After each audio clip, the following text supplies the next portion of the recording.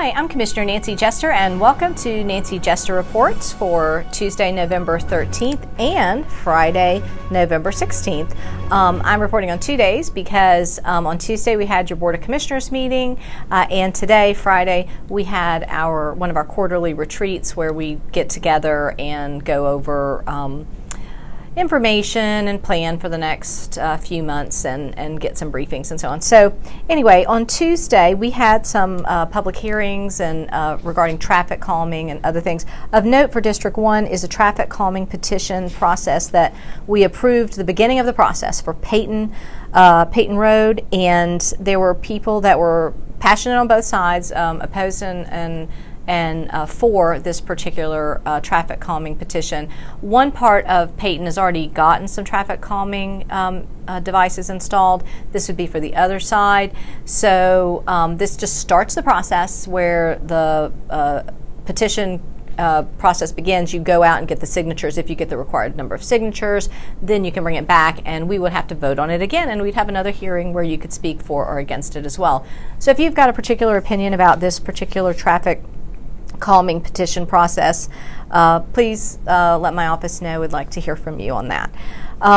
I would like to say I think we officially recognize the name change of the Stone Mountain CID to the Tucker Summit CID. They've already changed. I think we've talked about that on social media before, but I think we did that officially on Tuesday. We also earlier this year, we expanded the juvenile court system to deal with the foster care, particularly the foster care issue and permanent placement for children in the system. We gave them another judge and some attorneys to run another courtroom so that we can process those children's situations and cases faster, because we have the most children in foster care, I believe, of any jurisdiction in the metro area. So we wanted to make sure we were getting children to permanency faster. So we added that, but we needed to go back and add child advocacy departments funding for their component piece of that courtroom. So we did that yesterday. We accepted some grants for human trafficking, so the police can combat human trafficking, and also school violence. And I want to say this about school violence. And so our police department is working with the school's police department to combat that, and again, this grant will help that. One of the things I'd like to point out to you, the public, and I'll put some information on my website, my newsletter about this. There's ample studies, lots of data out there regarding academic achievement and school safety and school size. They are related, particularly when you look at these high schools. These large format high schools produce suboptimal results for children academically, and they tend to have higher violence profiles. So somewhere between that 1,000 to 1,200, 1,500, that once you get bigger than that, the academics suffer, and you tend to see more violence in these buildings. And of course, I mean, that makes complete sense. Controlling a building, entry and egress, and also dealing with just all the issues, social, academic, community issues. When you just have more and more students there, people are falling through the cracks. Children are falling through the cracks. These problems don't get noticed. And of course, it's a strain right now in our communities where you've got very small campuses with very ballooned number of students on them. Dunwoody, Chamblee, and Lakeside are way over capacity, and we have plenty of capacity in the rest of the school district.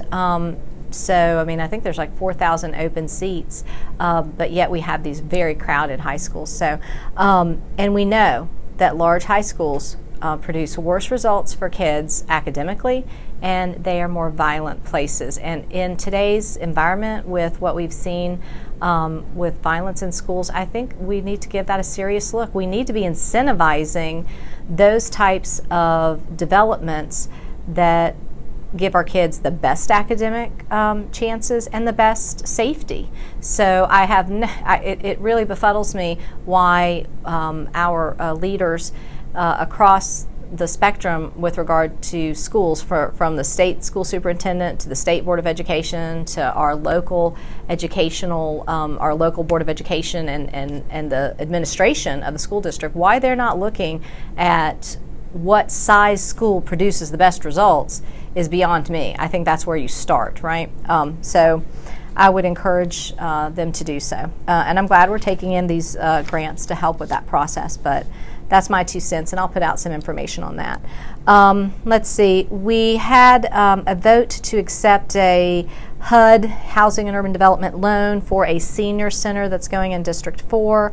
I did vote against this because I do not like the repayment plan for this loan. It's going to be repaid back from general fund money, and I just think that is the one fund that's the fund with the highest tax millage rate, and I'm very concerned about the bloating of the general fund. Previously, historically, DeKalb has repaid HUD loans with community development block grant money, so you basically had federal money paying for federal money. So it really kept the property taxpayer in DeKalb County out of that loop, and we were insulated from that, and we were able to use this other resource to construct assets for the taxpayer in DeKalb County. But I'm just not for paying that loan back or taking that loan if we're going to use our general tax dollars, our general fund tax dollars, to repay that. So that continues to have pressure on that that will put pressure on the general fund, and I'm against that. Not against the project per se, and I think the commissioner in District 4 is very passionate about it, and I really appreciate his passion. I'm just very concerned about the financial ramifications of that. Let's see. We talked a little bit about our asset inventory, and we're probably going to start developing some policies around that in the Finance Audit and Budget Committee meeting. We're doing, finally, and this is part of the FAB's agenda, the Finance Committee's agenda, we're looking at down to very small increments, identifying all the assets and property and doing a great inventory on it, so that we can have some policies that guide officially DeKalb County's management of all of their assets. Let's see. We're also looking, and as soon as we get this, we'll publish this, to get a master list for landscaping for county facilities and parks and so on. As soon as we get that from the administration, we've asked for this several times. We've not yet gotten it. We are assured that we're going to get this now. We'll post that as well, because we often get calls about maintenance at buildings, and we want you to know what that schedule is looking like. So that was our board meeting. We did meet in the operations committee on Tuesday as well. We went over a number of procurement issues. Nothing is standing out at me right now. Pretty perfunctory stuff. We did talk about the RFP for the animal shelter services, and so in what direction we were going there. So Lifeline, I think they were the only responsive and responsible bidder on that, and so we'll be moving forward with awarding that contract.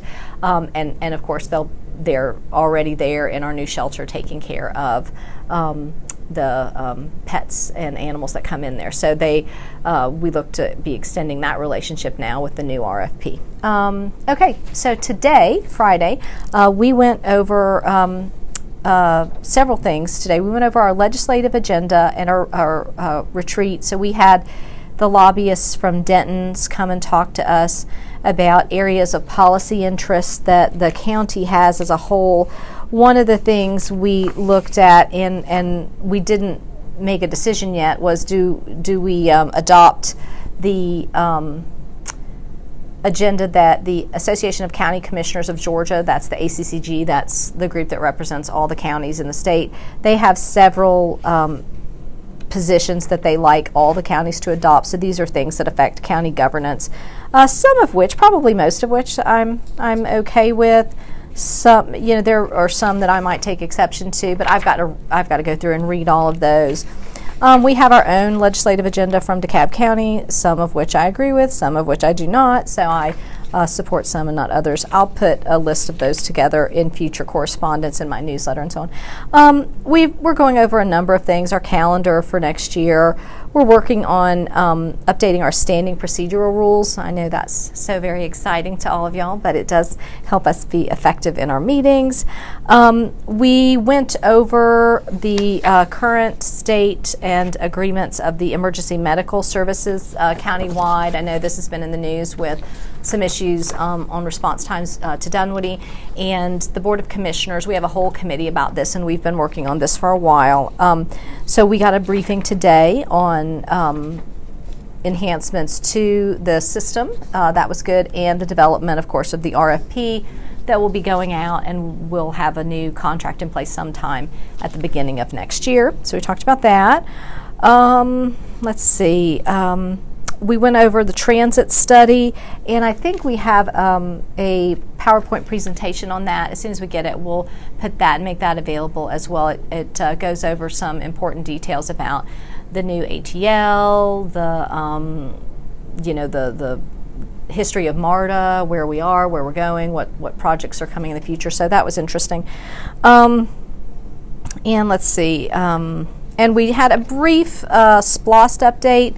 We were running short on time, so we didn't get into that as much as I would like to. We are going to schedule another SPLOST update for the commission soon, so I'll give you more updates when we have that meeting. I'll tell you my summary of SPLOST to date. We were way too slow to start. We begged the administration as a Board of Commissioners to please get all your ducks in a row so that as soon as we start, as soon as SPLOST can be begun, that we can hit the ground running. They didn't do it. Really, only maybe a month or two ago did we hire a program manager. The administration has just been very slow in moving forward with SPLOST, so the cities have been much more effective. They've actually been spending their SPLOST dollars, and you're seeing that. Tucker is doing that. Certainly Dunwoody, Chamblee, Brookhaven are doing that. We're just now seeing the county get active and move. So I really feel like we're 6-9 months later than you should have expected us to be. So that has disappointed me, but I want to keep you robustly updated on that. So look for more details on that in upcoming newsletters. So anyway, so that's what we did Tuesday and Friday today in your Board of Commissioners. As always, stay in touch. Give us a buzz if you need anything or have any questions, and join us next time for Nancy Jester Reports.